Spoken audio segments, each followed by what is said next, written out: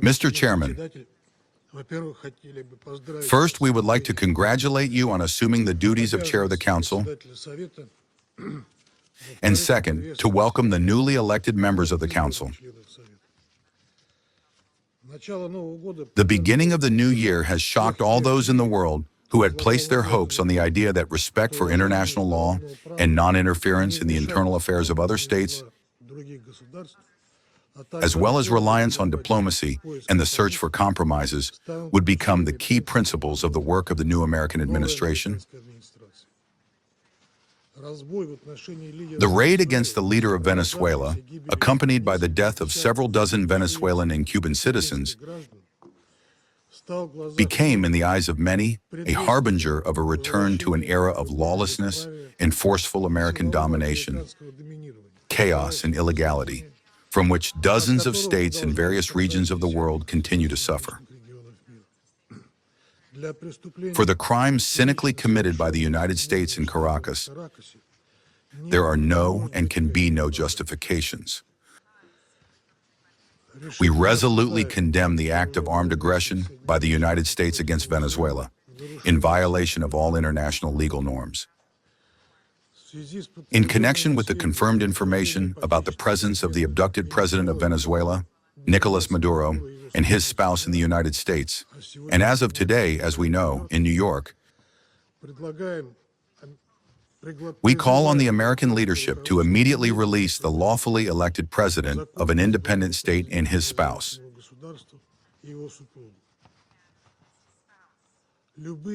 Any problems and contradictions existing between the United States and Venezuela must be resolved through dialogue.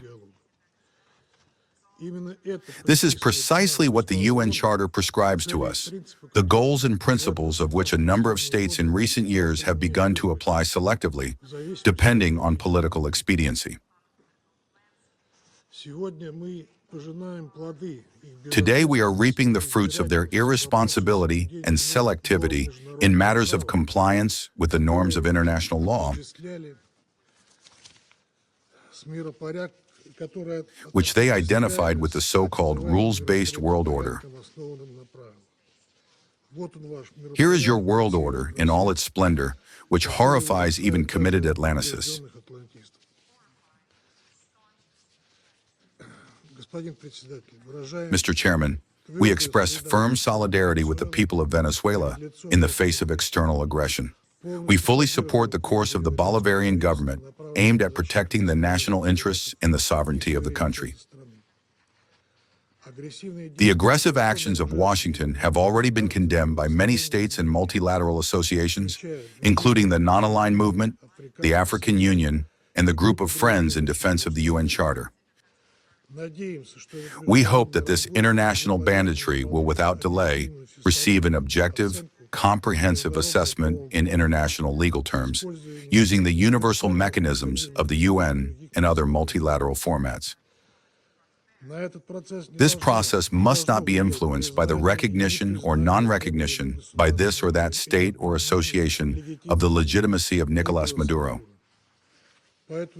Therefore, the inarticulate mumbling and attempts to evade principled assessments on the part of those who in other situations demanded, foaming at the mouth, that others comply with the UN Charter, today look especially hypocritical and inappropriate.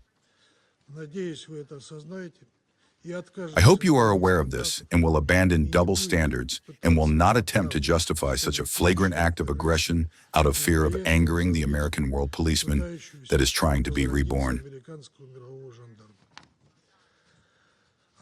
What is especially striking is the unprecedented cynicism with which Washington did not even try to camouflage the true goals of its criminal operation.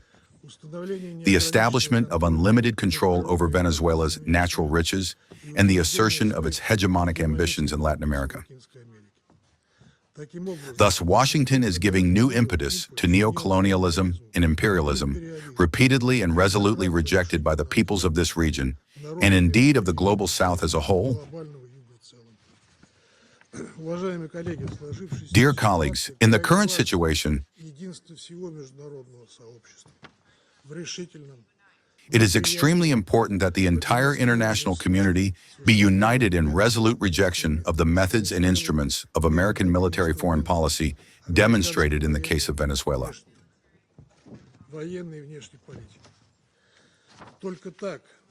Only in this way can Washington be compelled to reconsider and indeed to abandon its dangerous delusions.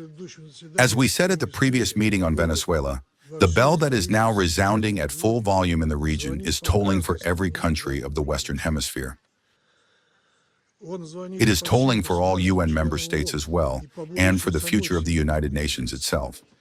Not to hear it today means to show cowardice and lack of principle, in essence blessing the further trampling of international law and, quite simply, civilized interstate behavior.